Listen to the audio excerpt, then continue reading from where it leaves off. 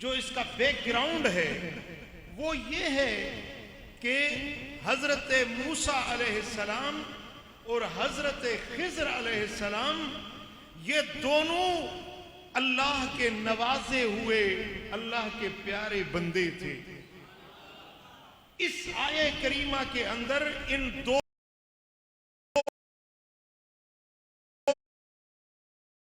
मुकद्दस शख्सियात का जिक्र है। हुआ यूं कि एक दिन हजरत सैयदना मूसा कलीमुल्लाह अपनी कौम के अंदर वाज फरमा रहे थे, तकरीर फरमा रहे थे और ऐसी लाजवाब तकरीर फरमाई कि लोग अश अश कर उठे। अर्ज की कि हजरत आपने तो आज ऐसे इल्मी दरिया बहा दिए हैं, हम समझते हैं कि इस कुर्रे अर्द में आप जैसा इस वक्त कोई आलिम नहीं होगा, आप जैसा कोई इल्म रखने वाला इस वक्त दुनिया में नहीं होगा। तो हजरत मूसा अलैहिस्सलाम ने फरमाया कि हाँ ऐसे ही है कि अल्लाह ताला ने मुझे इतना इल्म दिया है कि मेरे जैसा इस वक्त कुर्रे अर्द पर कोई आलिम नहीं। तो रब्बे कायनात ने फरमाया कि ए मूसा, मेरा एक ऐसा बंदा भी है जिसको मैंने इतना इल्म दिया है और ऐसा इल्म दिया है कि जो तेरे पास भी वो इल्म नहीं है।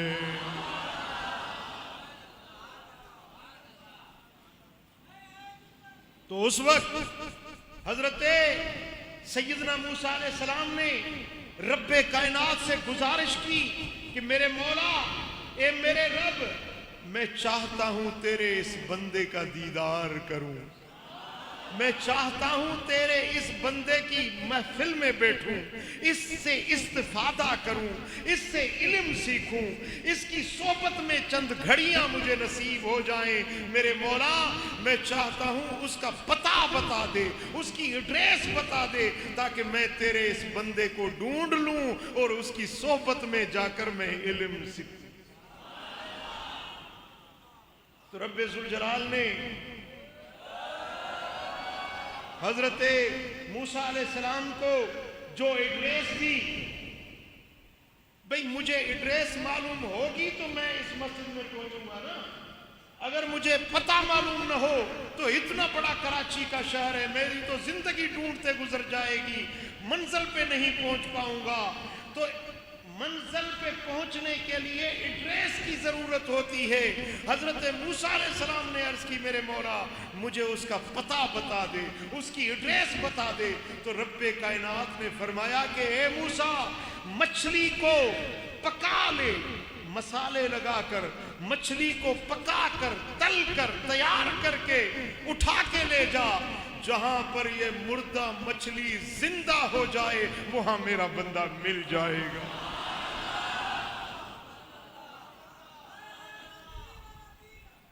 एड्रेस क्या बताई, एड्रेस क्या बताई, पता क्या दिया, कोई जिला, कोई तालका, कोई पोस्ट ऑफिस नहीं बताई, एड्रेस और पता ये बताया कि जहां पर मौत जिंदगी में बदल जाए, जहां पर मुर्दा चीज को जिंदगी मिल जाए वहां मेरा बंदा मिल जाएगा। देखिए आज बाज लोग पूछते हैं, कहते हैं कि अल्लाह वाले, तुम कहते हो वली पीर बुजुर्ग, क्या देखा है, क्यों जाते हो वलियों के पास, क्या मिलता है वलियों के पास, क्या देखा है तुमने उनके पास। आओ मैं आपको अल्लाह के कुरान से बता रहा हूं, हम अल्लाह वालों के पास क्यों जाते हैं, उनके पास क्या मिलता है, वो क्या चीज है जो और जगह नहीं मिलती, वो अल्लाह वालों के पास मिलती है।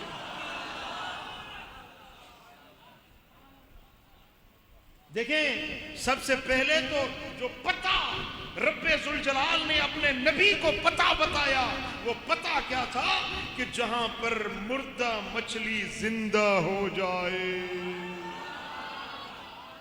वहां मेरा बंदा मिल जाएगा। समझो दाले कुंडा समझो, मुखे के कन्न में चुहा को जो सिंधी में भी बयान कजो। अब ये मेरी तकरीर हो जाएगी खिचड़ी, कुछ उर्दू कुछ सिंधी। सुभान अल्लाह। तो अब हजरत मूसा अलैहिस्सलाम ने जब अल्लाह से पता हासिल कर लिया तो मछली को भूना, भुनी हुई मछली अपने तोशादान में रख ली और अपना साथी था, उसका नाम था हजरत यूशे बिन नून, हजरत सैयदना यूशे बिन नून। अब हजरत मूसा कलीमुल्लाह अल्लाह के उलुल अज़म रसूल हैं, अल्लाह के नबी हैं, और उसके साथ जो जा रहे हैं हजरत यूशे बिन नून, ये भी अल्लाह के नबी हैं। अब दो नबी चल पड़े उस बंदे से मिलने के लिए जिसके लिए असह रिवायत यह है कि हजरत खिज़र नबी नहीं वली है, और एक रिवायत यह भी आई है कि वो नबी हैं, लेकिन वो नबी वाली रिवायत ज़ईफ है। जो असह रिवायत है कि हजरत खिज़र वो नबी नहीं बल्कि अल्लाह के वली हैं। बोलो क्या है? अल्लाह के वली हैं। तो दो नबी एक वली का दर्शन करने के लिए, एक वली का दीदार करने के लिए, एक वली की ज़ियारत के लिए, एक वली की सोहबत में बैठने के लिए, एक वली से इल्म हासिल करने के लिए, इस्तिफादा करने के लिए अब दो पैगंबर चल पड़े। वो जगह जहां पर इनकी मुलाकात हुई है वो तुर्की में, तुर्की का जो मशरकी इलाका है जो मुल्क शाम से सरहद मिलती है, वहां पर इंताकिया का शहर है। इंताकिया के शहर से तकरीबन 22 किलोमीटर साहिल समंदर पर वो जगह आज भी मौजूद है। मैं अपनी आंखों से जियारत करके आया, मैं खुद वो जगह देख कर आया हूं जहां पर हजरत मूसा कलीमुल्लाह ने फरमाया कि इस काल मूसा ने फताह ला अब्रह हत्ता अबलुग मजमल बहरैन औ अमदी हुकुबा, मैं तब तक वापस नहीं लौटूंगा जब तक वो दोनों बहरों, दोनों दरियाओं के मिलने वाली जगह पर जाऊं जहां पर मुझे वो अल्लाह का वली अपना दीदार कराएगा, चाहे मुझे जिंदगी भर तलाश करनी पड़े। वो पानी पीछे से मिल नहीं रहा था, वो पानी के अंदर एक सुरंग बनाती हुई जा रही थी। इतना अजीब वाकया हजरत यूशे ने देखा, लेकिन जब हजरत मूसा उठे तो उसको बताना ही भूल गए। और कुरान फरमाता है वमा अनसानीहु इल्ला शैतान अन अज़कुरा, वो खुद नहीं भूले थे, शैतान ने भुला दिया। वो बात, वो मामला, वो मछली का जिंदा होना शैतान ने भुला दिया। जो जिस मकसद के लिए आए थे उस वली के जहां पर मुलाकात होनी थी, तो ये मालूम हुआ कुरान से कि जहां वलियों के बसेरे होते हैं, जहां उनके आस्थाने होते हैं, तो आसपास में समझ तो गए होगे, बोलो। वो भुलाने वाले, भटकाने वाले, टरखाने वाले, दूर हटाने वाला, जहां पर आस्थाना होता है ना फकीरों का, दुर्वेशों का, वहां आसपास आप देखेंगे तो भटकाने वाले लोग भी मौजूद हुआ करते हैं। वमान सानी हुई इल्ला शैतान अन अज़कुरा, ये भूलना खुद नहीं हुआ था, शैतान ने भुला दिया था। फिर जब हजरत मूसा अलैहिस्सलाम उठे, चल पड़े, आगे चले, हजरत सैयदना खिज़र अलैहिस्सलाम की तलाश में जब आगे चले तो हजरत यूशे से फरमाया कि आतिना गदाना लक़द लक़ीना मिन सफरिना हाज़ा नसबा। यूशे, वो अपना खाना तो निकालो यार, बड़ा थक गए हैं, इस सफर में थक गए हैं। इतना चले थके नहीं थे, लेकिन जब मंजिल से आगे गए तो थकावट महसूस हुई। बात समझे नहीं समझे? जब वलियों के पास जाओ तो थकन नहीं होती, जब आगे तजावुज कर जाओ फिर थकन महसूस होती है। तो फरमाया कि वो खाना तो निकालो कि हमें बड़ी थकावट महसूस हो रही है। तो हजरत यूशुफ अर्ज करने लगे कि मेरे प्यारे मूसा, मैं तो आपको बताना ही भूल गया, वो जहां पर आप पत्थर से तकिया लगाकर सोए थे ना, वो मछली तो वहां पर जिंदा हो गई थी। तो हजरत मूसा अलैहिस्सलाम ने फरमाया कि ए खिज़र, तूने बताया क्यों नहीं? ए यूशुफ क्यों नहीं बताया? मैं तो इसी जगह की तलाश में था, मुझे तो एड्रेस ही यही मिली थी कि जहां पर मुर्दा चीज को जिंदगी मिल जाती है वहां पर अल्लाह का वली मिल जाता है।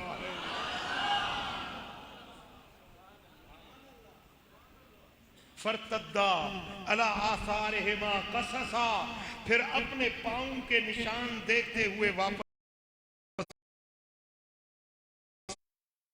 पलटे। हज़रत मूसा ने फरमाया कि ए यूशुफ, तूने क्यों नहीं बताया? यही तो हमारी मंजिल थी जहां पर मुझे उस वली का दर्शन होना है, उसकी जियारत करनी है। अब वापस आए, जब उस जगह पहुंचे, कौन सी जगह? बोलो कौन सी जगह? जहां पर मुर्दा मछली। लोग कहते हैं कि पीराने पीर महबूबे सुबहानी ने, किस तरह तुम कहते हो यार, ये तो झूठे वाक़े बयान करते हो, झूठी करामतें बयान करते हो। वो 12 साल का बेड़ा, वो लोग मर गए, पानी में गल गए, वो किस तरह जिंदा होते? ये कुरान फरमा रहे, हम नहीं कहते। अगर बनी इस्राइल का वली जहां पर रहता है, दम नहीं किया था, उस मछली पर फूंक नहीं मारी थी हज़रत खिज़र ने, उस आस्ताने के इर्द गिर्द वो रहमतें, वो बरकतें होती हैं कि मौत जिंदगी में बदल जाती है। फरतद्दा अला आसारिहिमा कससा, तो अपने पांव के निशान देखते देखते वापस पलटे। जब उस जगह पहुंचे जहां पर मुर्दा मछली जिंदा हो गई थी, जब वहां पहुंचे, फवजदा, बस उन्होंने पा लिया। वजदा, पा लिया।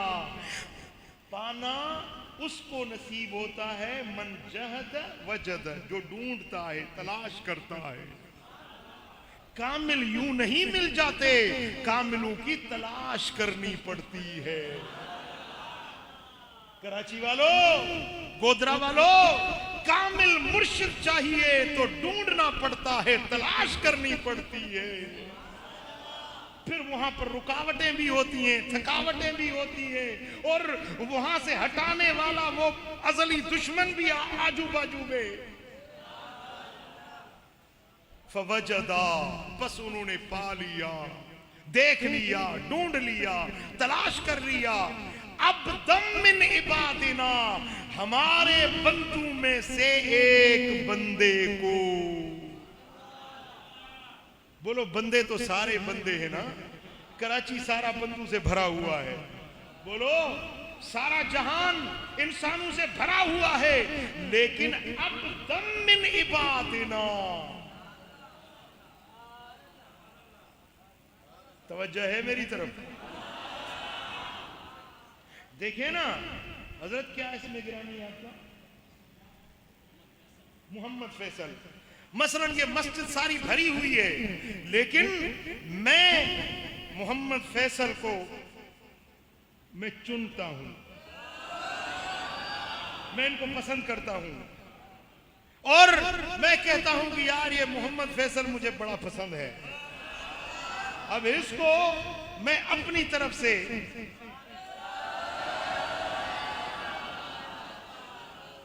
मिसाल होती है बात को समझाने के लिए।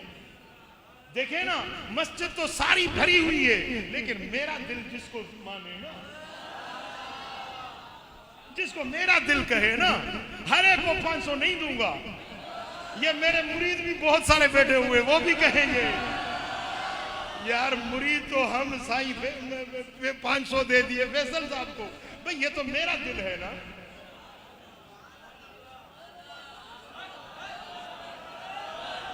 ये तो उस रब की चाहत है।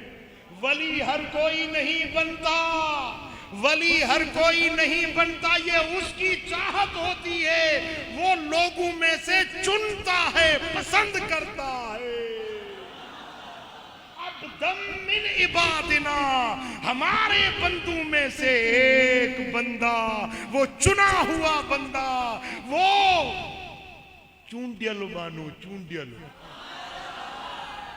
अब देखें ना, इमरान खान वो एजिटेशन कर रहा है कि इंतखाब हो, चुनाव हो। चुनाव होता है ना, आपके गोधरा में भी चुनाव होता है, तो हजारों लोग होते हैं, लाखों लोग होते हैं, लेकिन चुना एक हो जाता है। जिसको आप चुनते हैं ना, जिसको वोट देते हैं, वो एमपीए बनता है, वो एमएनए बनता है। मेरे दोस्तों, वो चुना हुआ। एक होते हैं चुने हुए बंदे, दूसरे होते हैं सारे आम लोग, दूसरे चुने हुए बंदे। तो मेरे दोस्तों, अल्लाह ने फरमाया कि अब दम मिन इबादिना, बंदे तो सारे बंदे हैं, लेकिन उनमें से मैं किसी को चुन लेता हूं। जिसको अल्लाह चुने। बोलो, तुम्हारे चुने हुए ना 4 साल भी पूरे नहीं करते, तो उनको पकड़ के काम से बाहर फेंक देते हैं। वो डायरी उठाते हैं और चल पड़ते हैं।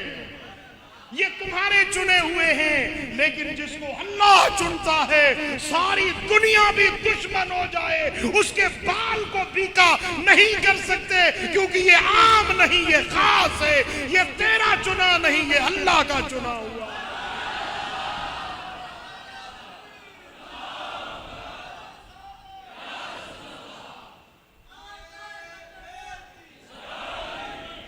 देखें, मेरी तरफ तवज्जो करें। कभी एक छोटी सी मिसाल देनी पड़ती है बात को समझाने के लिए। अल्लाह ताला ने कुरान में मच्छर की मिसाल भी दी है, मकड़ी की मिसाल भी दी है। तो मिसाल होती है बात समझाने के लिए। हमारे माजी करीब में जुल्फकार अली भुट्टो वजीर आजम थे, बड़े पावरफुल वजीर आजम थे। एक मर्तबा उसका असल शहर तो लाड़काना है ना, लाड़काना में उसने पूरे पाकिस्तान के ब्यूरोक्रेट जो है ना, उन सबको बुलाया। अपने वजीर, मुशीर, सेक्रेटरी, चारों सूबों से सबको बुला लिया। कोई मीटिंग थी, कोई बात करनी थी, कोई सलाह मशवरा करना था, सबको बुला लिया। अब वो बड़ा हाल था, उसमें सारे ऑफिसर, वजीर, मुशीर सब बैठे हुए। एक बंदे को यूं बांह से पकड़ा और उसको अंदर कमरे में ले गया। हाल में से छोटा कमरा था, उसको अंदर ले गया। बस 2 मिनट में वापस आ गए। उसको अंदर लेके बोला, काम तो कोई नहीं, लेकिन ये सारे पाकिस्तान के बड़े बड़े अफसर बैठे हुए ना, इनको मैं दिखाना चाहता हूं कि तू मेरा कितना प्यारा है। उसको बस 2 मिनट अंदर ले गया, बाहर ले आया। अब सारे अफसर चिमे गोया करने लगे, यार ये तो जुल्फकार अली भुट्टो का बड़ा प्यारा आदमी है, ये तो बड़ा, इतने सारे ऑफिसर इधर बैठे हुए, इसको अंदर ले गया। अब सुबह को वो किसी को भी फोन करता है कि मैं फलां बोल रहा हूं, बोला हाजिर हो, हुक्म चाहिए, क्या काम करना है, उसी वक्त काम हो जाता है। पूरे पाकिस्तान में उसका फोन काम करता है। हर कोई कहता है कि ये आम बंदा नहीं, ये जुल्फकार अली भुट्टो का चुना हुआ। तवज्जो है। देखें, एक वजीर आजम ने एक बंदे को सिर्फ 2 मिनट के लिए अपनी खिलवत में बुला लिया, अपनी खिलवत में बुला लिया। सारे अफसरों ने देखा और वो कहने लगे कि ये आम नहीं, ये खास है। जिसको फोन करता है उसका काम वहीं पे हो जाता है। अब जो बंदे जिनको अल्लाह चुन लेता है, जिनकी रातें खलवतों में अपने रब के जिक्र में गुजरती हैं। आप तो सोते हैं ना, ये अल्लाह वाले बिस्तर को छोड़ के मुसल्ले पे बैठते हैं। हमारी रातें तकियों पर गुजरती हैं, इनकी रातें मुसल्ले पर पेशानी अल्लाह के हुजूर झुकाते गुजरती। हमारी आंखें नींद से भरी होती हैं, उनकी आंखें इश्क इलाही में रोने वाली आंखें होती हैं। तो क्या ये आम लोग होंगे? ये कोई आम लोग होंगे जो खलवतों में अपने रब के पास जाते हैं, अपने रब की इबादत और बंदगी करते हैं। वल्लज़ीन यबीतून लिरब्बिहिम सुज्जदन व क़ियामा, पूरी पूरी रातें वो सजदों में और क़ियामों में गुजार देते हैं। ये आम लोग नहीं, ये अल्लाह के चुने हुए। बात समझे? फवजदा अब्दन मिन इबादिना, बस उन्होंने पा लिया हमारे बंदू में से। बंदे तो सारे बंदे हैं, लेकिन हमारा बंदा, देखें ये घर है, ये मेरा घर है। कोई फर्क भी है या नहीं? भाई गोदरा में लाखों घर हैं, लेकिन आप हर एक को अपना घर नहीं कहते, आप कहते हैं मेरा घर ये है। अब हकीम साहब हमें ले गए अपने घर, वहां पे हमारी जियाफत की, खाना खिलाया। अपना घर अपना अपना होता है। ये बेटा है, ये मेरा बेटा है। ये किताब है, ये मेरी किताब है। ये घर है, ये बैतुल्लाह अल्लाह का घर है।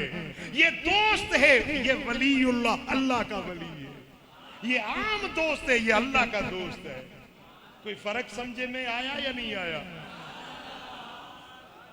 अब दम मिन इबादिना, हमारे बंदू में से एक बंदा, वो चुना हुआ बंदा। अब देखें, जिसको अल्लाह ताला चुनता है ना, उसके वजूद में, उसके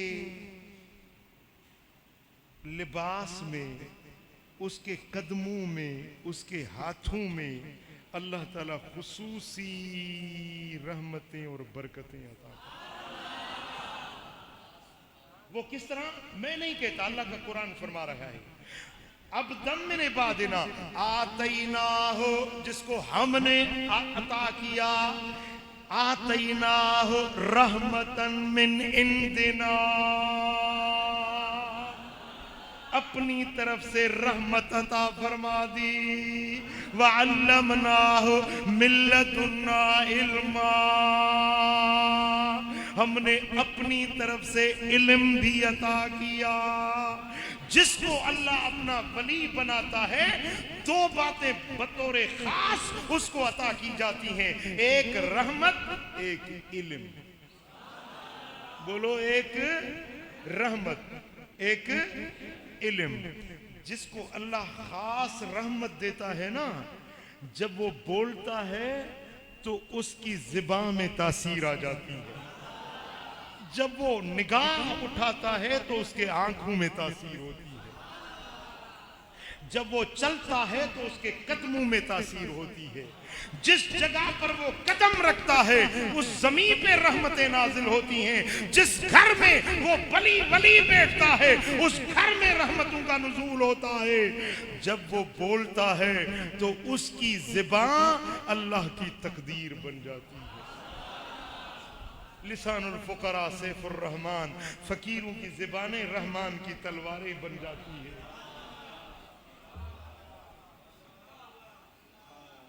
उसके बदन पे जो कपड़ा लगता है ना, वो कपड़ा भी बरकतों वाला बन जाता है। सुभान अल्लाह, सुभान अल्लाह।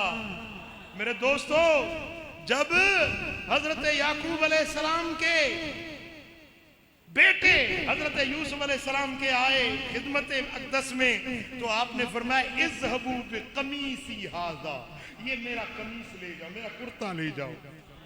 अलकू अला वजह अबी, मेरे बाबा जान के आंखों पे, उनके चेहरे पे रखो। तो वक्त के बादशाह थे ना हजरत यूसुफ अलैहिस्सलाम, बादशाह मिस्र थे।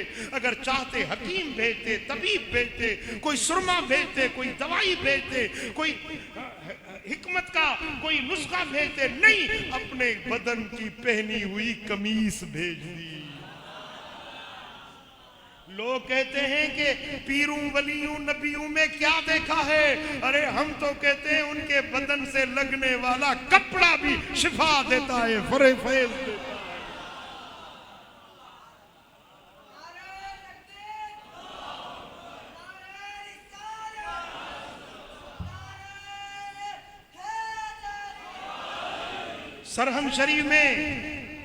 सरहन शरीफ में कहत साली हो गई।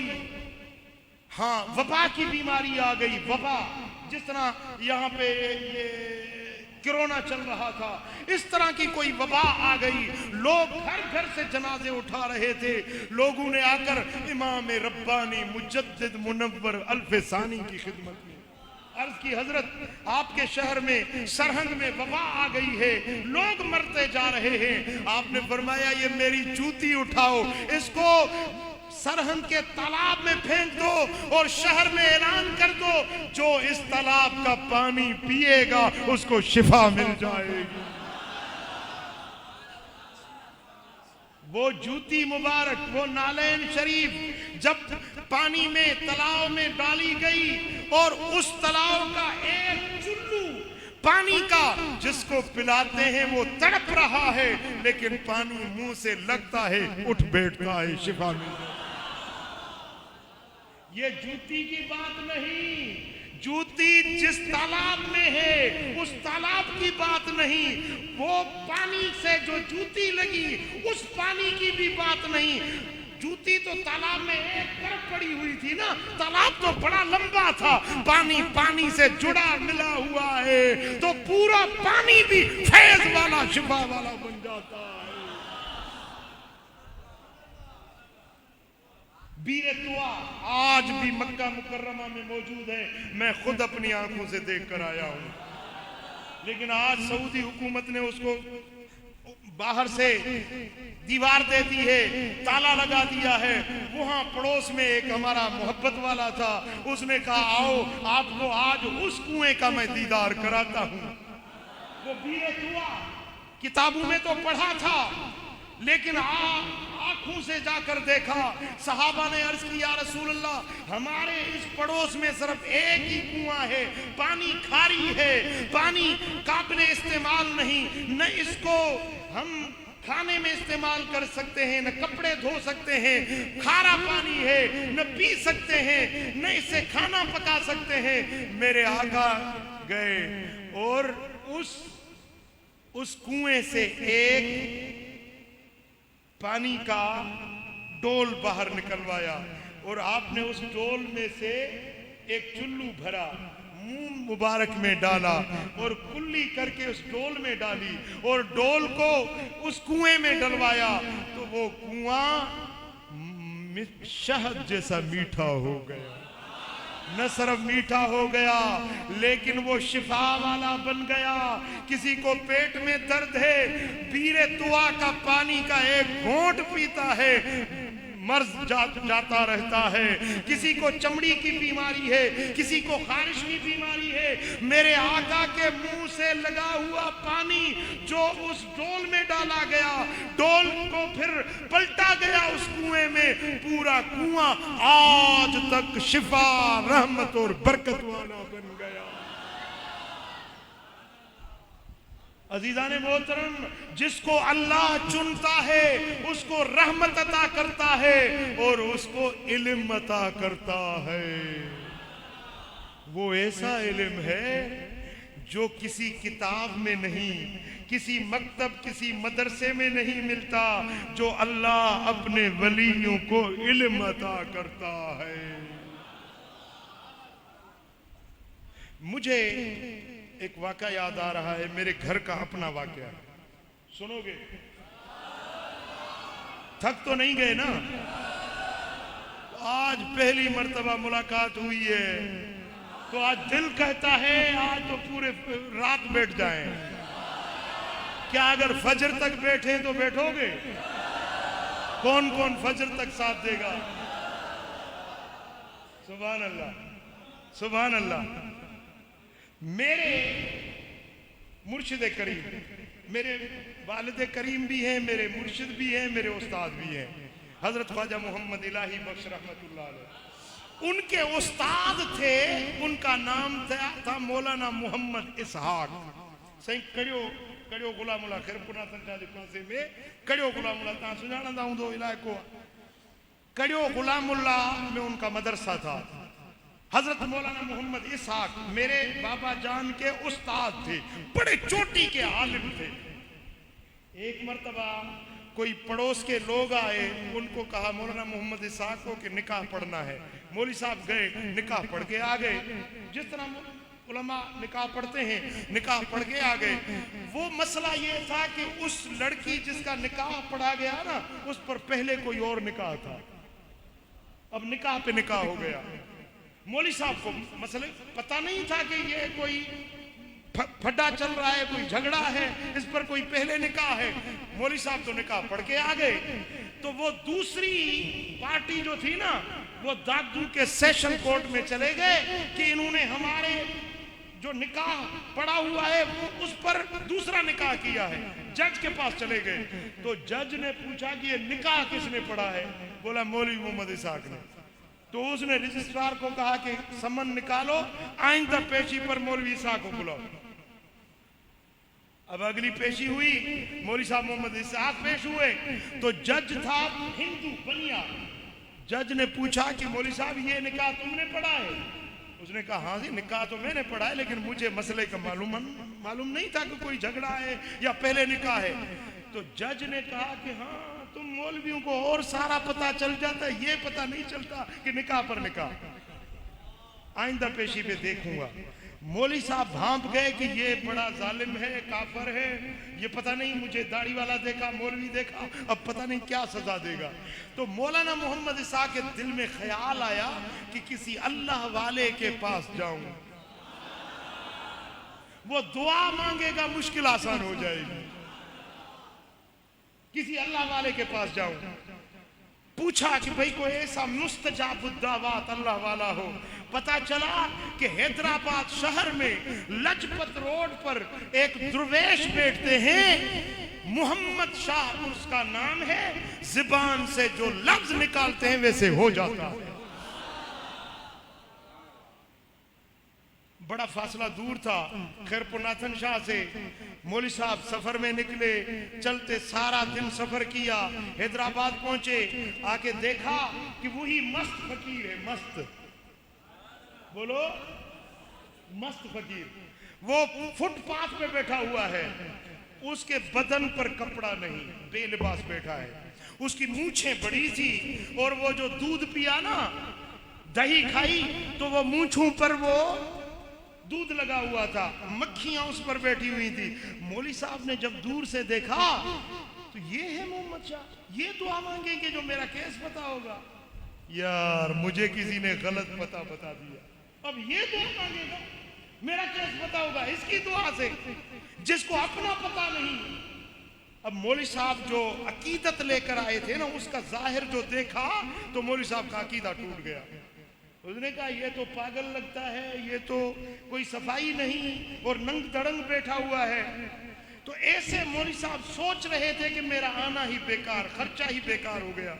तो वो मस्त जैसे गर्दन झुकाए बैठा था ना, ऐसे गर्दन उठाई और कहने लगे मौलवी साहब इधर तो आओ, मुझे जोर लगाओ। यार इसको कैसे पता चला कि मैं मौलवी हूं? चलो दाढ़ी वाला हर कोई मौलवी है, दाढ़ी वाले को मौलवी कहते हैं। शायद मुझे दाढ़ी देख के मौलवी कहा है, लेकिन ये बोलता है मुझे जोर दो।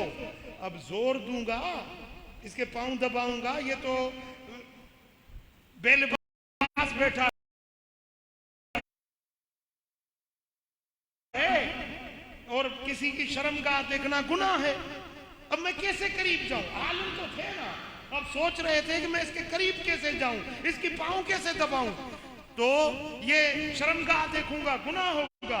तो फिर गर्दन उठाई और कहने लगा हाँ निकाह पर निकाह पढ़ना सवाब है, बाकी फकीर के पांव दबाना गुनाह। वअल्लमनाहु मिन लदुन्ना इल्मा, ये वो इल्म है जो अल्लाह अपने बंदों को सिखाता है। अब मौलवी साहब ने सोचा कि बाकी ये तो पहुंचा हुआ बंदा है, इसको कैसे पता चला मैं निकाह पर निकाह पढ़ के आया हूं, मैं मौलवी हूं, इसको कैसे पता चला? लगता है साहिब कश पे। मौलवी साहब करीब आया और हाथ दबाने लगा तो फकीर ने सर ऊपर उठाया, कहा कि मौलवी उठो, सेवन जाओ, मखदूम बसरुद्दीन के पास जाओ, उसको बोलो वो तेरा काम करेगा। तो मौलवी साहब ने कहा कि हजरत मैं बड़े दूर से आया हूँ, बड़ा सफर करके आया हूँ, मुझे टरखाओ नहीं, दुआ मांगो मेरा केस पता हो जाए। तो दुर्वेश ने कहा उठते हो या नहीं उठते? अब मस्तों के साथ मजाक नहीं किया जाता। कलंदर हर्च गोयत तीत गोयत, और कलंदर जो कहता है वो देख कर बोलता है, और जो जुबान से लफ्ज निकालता है वो लफ्ज होकर रहते। मौलवी साहब आलिम थे, समझ गए कि मस्त हैं, इसको अभी ज्यादा कहना नहीं तो पता नहीं क्या लफ्ज निकल जाए।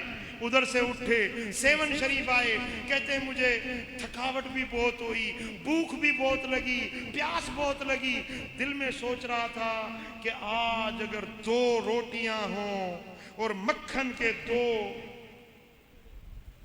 डले हों, मक्खन के सारे खा जाऊं, इतनी भूख लगी है। जब सेवन शरीफ पहुंच